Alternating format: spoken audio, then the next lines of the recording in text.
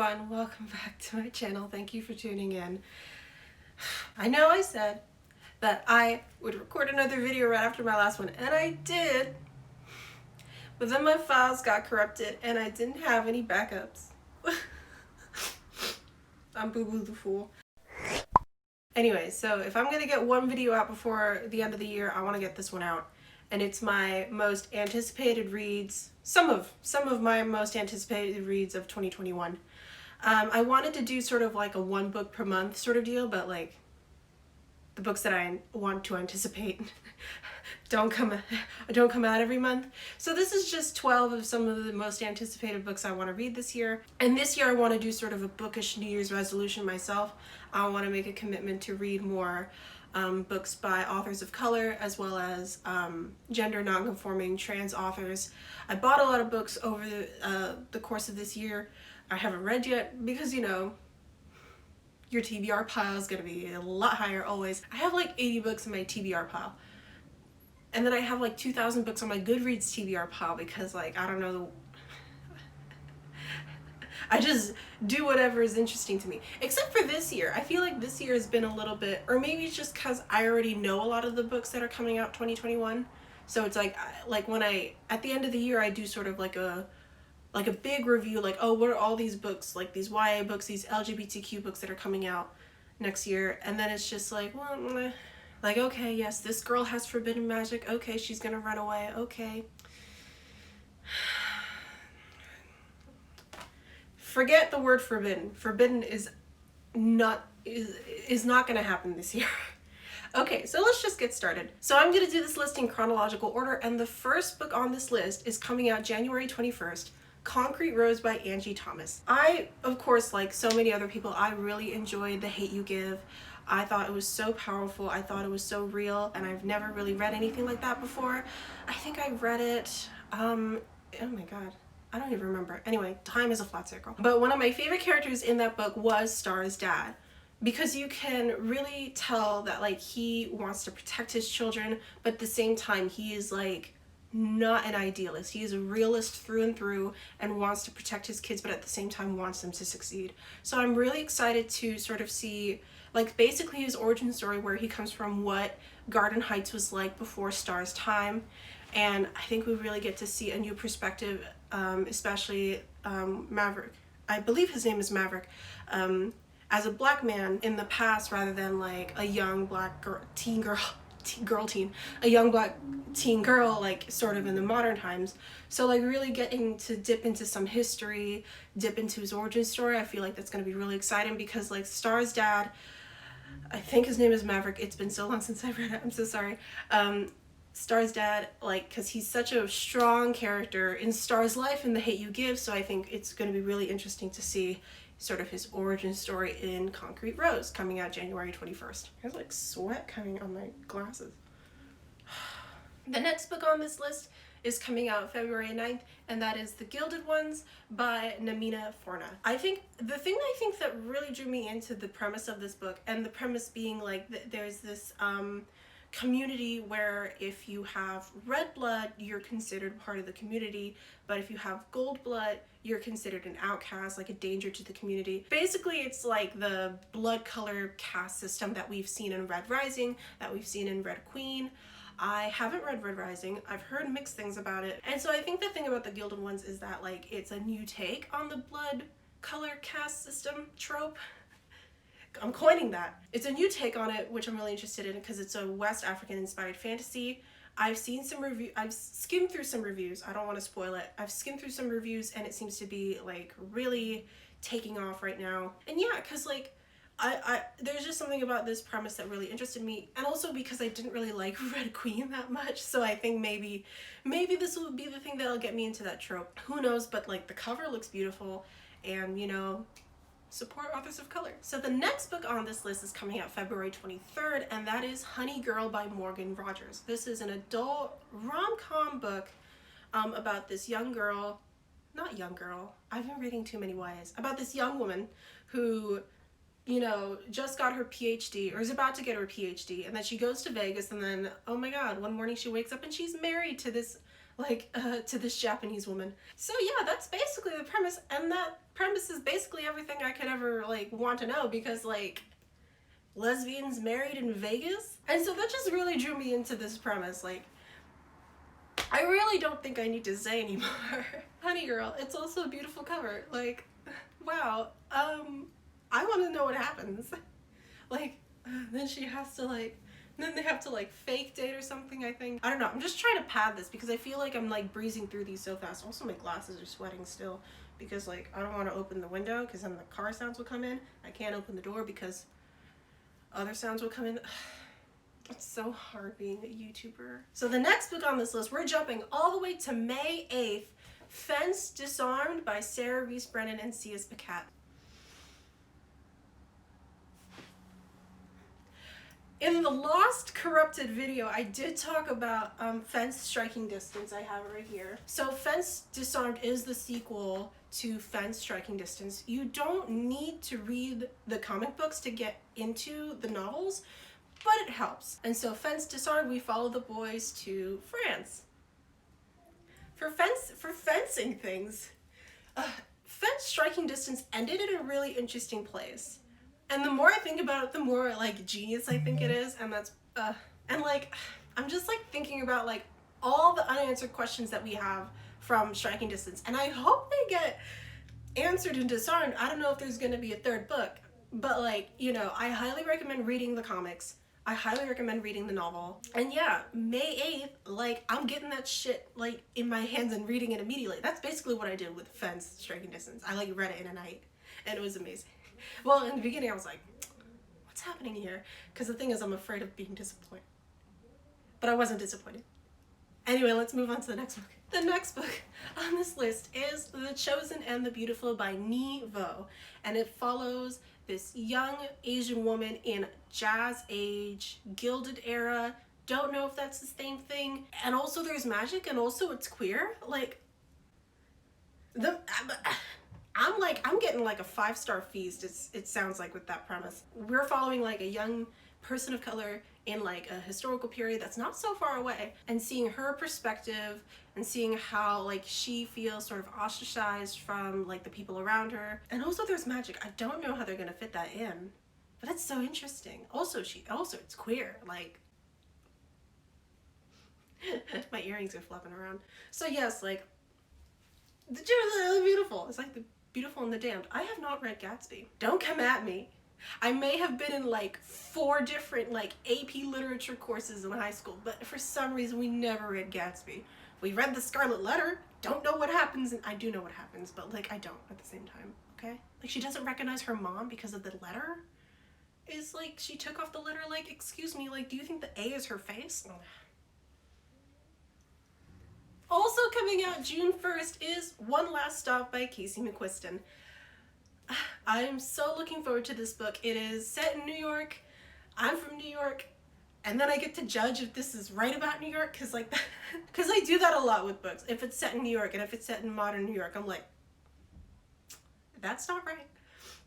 That is not correct. That was me basically with What If It's Us by Adam Silvera and Becky Albertalli, because I'm like, because I read that book and I didn't like it that much. I don't want to go off on a tangent about What If It's Us, but at the same time it's just like, ugh, New York is not that cool, guys. Okay, I'm just gonna put it out right here. New York is not that cool. Okay, all we have is overpriced coffee, $1 pizza, lots of rats, and lots of piss. And One Last Stop takes place in the subway, so you know there's gonna be a lot of rats and a lot of piss. Maybe a combination of like rats, pizza, and coffee and piss. Okay, but at the center of all is gonna be like a time-traveling lesbian love story, and that's what I'm here for. If you want like if you have questions about New York, like feel free to like comment down below, because honestly, like I once took a quiz that said, oh, if you're a real New Yorker, you'll get 10 out of 10. And guess what, bis? I got 10 out of 10. So let's just jump right into the next book on this list that's also coming out June 1st, and that is The Witch King by H.E. Edgemont. Guys, the cover looks amazing. Also, it's a childhood friends to fiancés, to enemies, to lovers. Wow, something I didn't know I needed. So The Witch King follows this young trans man, forgot his name, but we will all learn it on June 1st when this comes out. and he has escaped his magical land to go live in our world. However, his fae fiance has gone after him to get him back because in their world, fae like sort of are the ruling class, but witches are like the lower class, and their marriage was supposed to like bring the two classes together, but the main character ran away for some reason, and the fiance has gone after him.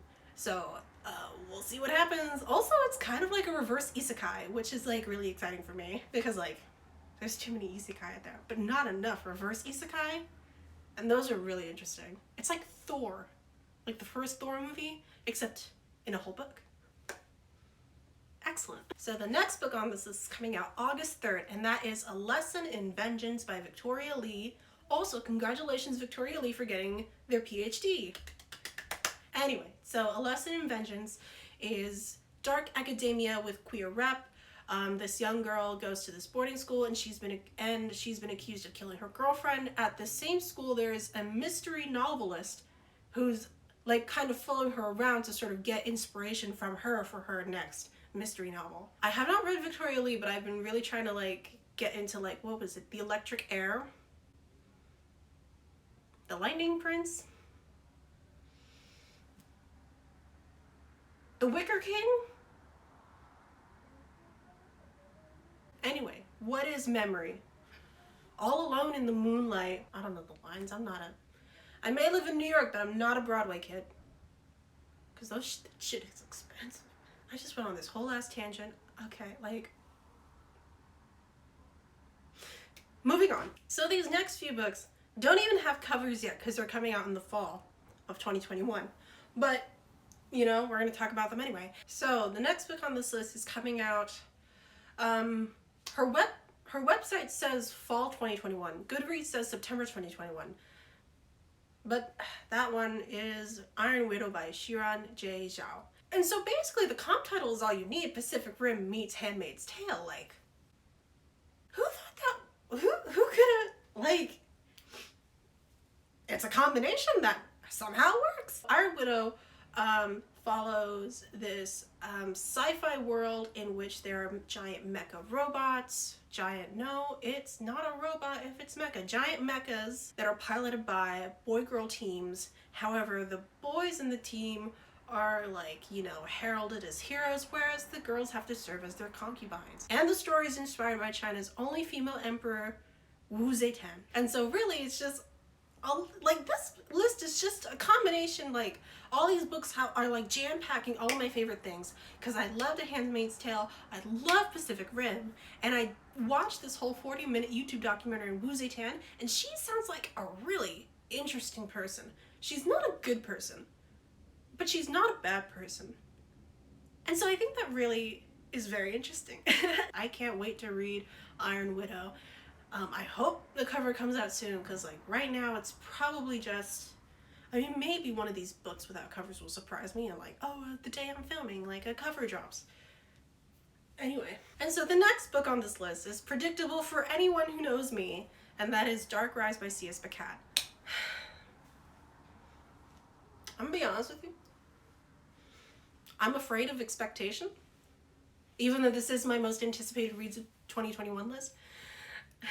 Because the thing is that like I've read a lot of disappointing sequels the past few years. That's going to be touched upon on my like least favorite books list, because a lot of them are what I consider unnecessary sequels.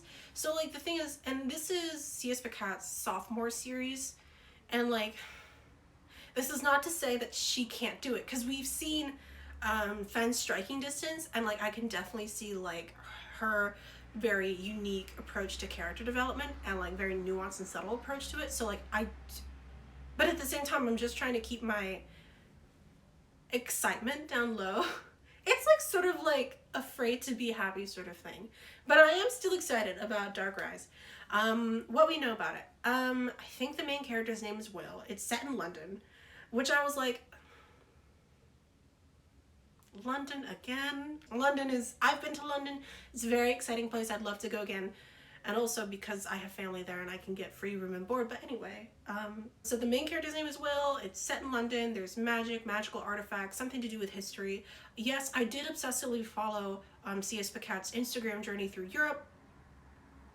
It's different. It's different. I'm just a fan of her work. When is it coming out? October 5th, I think. I have a list, and I keep, it's like the list is right there.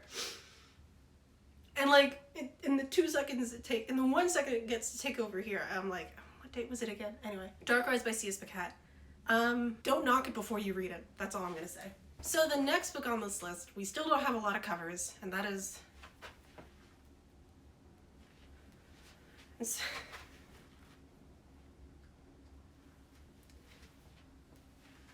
coming out October 12th, The Keeper of the Night by Kylie Lee Baker. And so this premise follows a young protagonist. I mean, I hope they follow a protagonist. This book follows this young woman who is half British, half Japanese. Not only that, she is also half Grim Reaper and half Shinigami. Wow. And so that really caught my eye, because first off, I'm also half white and half Asian. And have I ever read a half Asian protagonist? I don't want to talk about that book. Anyway, so that alone, like that premise already hooked me, because then she goes from British Grim Reaperdom to Shinigami world. I think that's how it goes. And so that one is also that premise is so interesting, because it's not just being half Asian, half white. It's also like engaging in this like spiritual, magical mythology of both worlds. How different they are.